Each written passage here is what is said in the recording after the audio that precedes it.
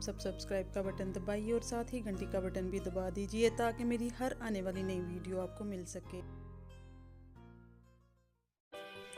अस्सलाम वालेकुम। तो कैसे हैं मेरे सब प्यारे प्यारे बहन भाई, उम्मीद है आप सब ठीक होंगे और खुशबाश होंगे।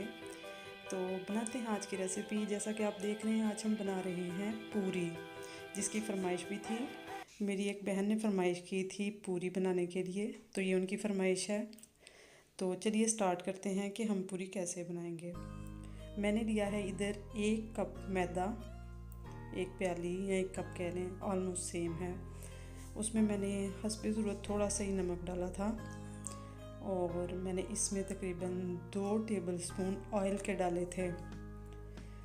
तो उसके बाद ऑयल डाल के इसको हाथों से मसल लें अच्छी तरह से, ताकि ऑयल और आटा अच्छी तरह से मिक्स हो जाए। ये देखिए, इसमें मैंने डाले हैं 2 टेबलस्पून ऑयल के। तो इसको मैं हाथों से मसल लूँगी, सिंपल, और कुछ भी नहीं डालेंगे इसमें। तो अब थोड़ा थोड़ा पानी डालते जाइए और इसको मिक्स करते जाइए, बिल्कुल जिस तरह हम रोटी का आटा गूंथते हैं, बिल्कुल हमें उसी तरह से रखना है। हल्का सा नरम हो जाए तो कोई मसला नहीं। तो अब हम इसको अच्छी तरह से गूंथ लेंगे आटे को, थोड़ा थोड़ा पानी डालते जाएंगे और इसको मसलते जाएंगे। ये देखिए, और अभी बस हमारा आटा ऑलमोस्ट डन है।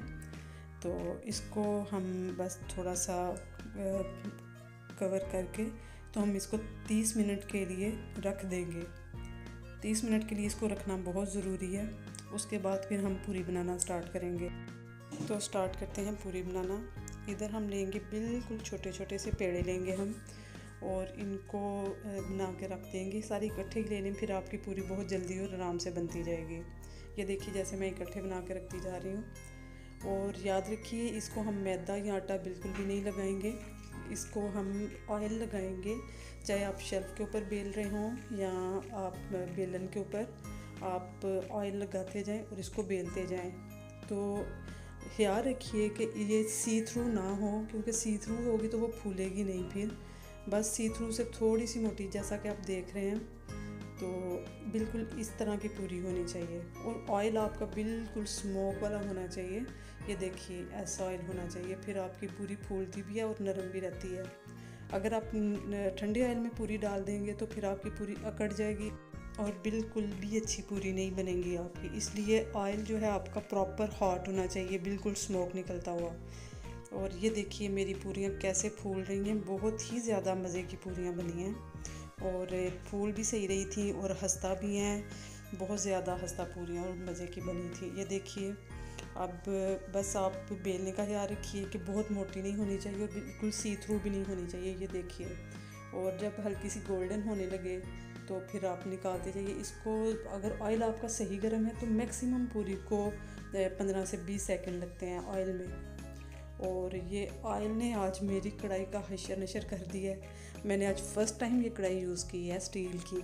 मैं स्टील के बर्तन यूज़ नहीं करती, और फ़र्स्ट टाइम ये इतना गर्म इसको ऑयल की वजह से करना पड़ा कि उसका हशर ख़राब हो गया, बिल्कुल ही सत्यानाश हो गया इसका। तो चलिए, खैर कोई बात नहीं।